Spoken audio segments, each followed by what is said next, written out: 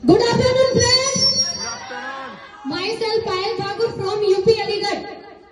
तो आज मुझे बहुत खुशी हो रही है कि देखिए मेरा मानना ये है कि अपने घर में हर किसी को मान सम्मान मिलता है, अपने जिले में हर किसी को मिलता है, ऐसे नो।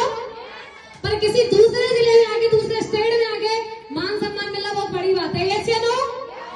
तो क्या आप सभी चाहते हैं कि ऐसे आने वाले समय में आप भी अपना दूसरे जिले में जाके मान सम्मान लेना, ऐसे नो।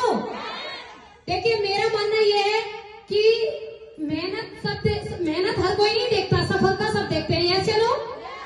मेरा मानना ये है, क्या सबको दिख रहा होगा 2-2.5 लाख रुपए मिला है, 90,000 महीने का कमाती हूँ मैं, पर लेकिन जो मैंने मेहनत की है, जो पसीना बहाया, वो किसी ने नहीं देखा, ऐसे नो। अगर मैं अपनी बात करूं तो मैं करोड़पति बाप की औलाद हूँ। मैं अपनी बात करूं, मेरे पापा जी करोड़पति हैं, 385 बीघा जमीन है मेरे पिताजी के पास। पर हमारे यहाँ पर हम बहन है, मतलब 250 आदमी का परिवार है, तो हमारी लड़कियों को बाहर नहीं भेजते। तो पापा ने ये बोला था, अगर मेरी मर्जी से चलेगी तो करोड़पति बाप की औलाद कहलाएगी, और मेरी मर्जी के बाहर जाएगी तो तेरी माँ जो कर दे वही हो पाएगा। तो मैंने बोला कि ठीक है पापा, मैं अपनी मम्मी की मर्जी से चलूंगी, मैं तुम्हारी मर्जी से नहीं चलूंगी।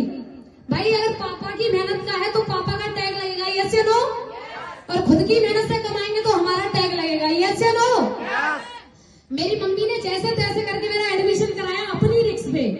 पापा ने तो ये तक बोल दिया था, अगर पैसा डूब गया और फंस गया ना, अपनी माँ के कहने में भले ही चल रही है, मम्मी को और तुमको नंसार में छोड़ के आएंगे, ननहार में, वही रहना तुम दोनों। ये मेरे पापा ने बोला था। पर लेकिन अगर मैं अपनी मेहनत की बात करूं तो मैंने बहुत संघर्ष किया शुरू से। मैंने कभी ये नहीं सोचा कि मेरे पापा के पास इतना है तो मैं क्यों ना करूं। यहाँ आपने देखा होगा बहुत सारी लड़कियां ऐसी हैं, अगर पापा के पास में 2 व्हीलर हो और 4 व्हीलर हो तो लड़कियां घर से कदम बाहर नहीं रखती।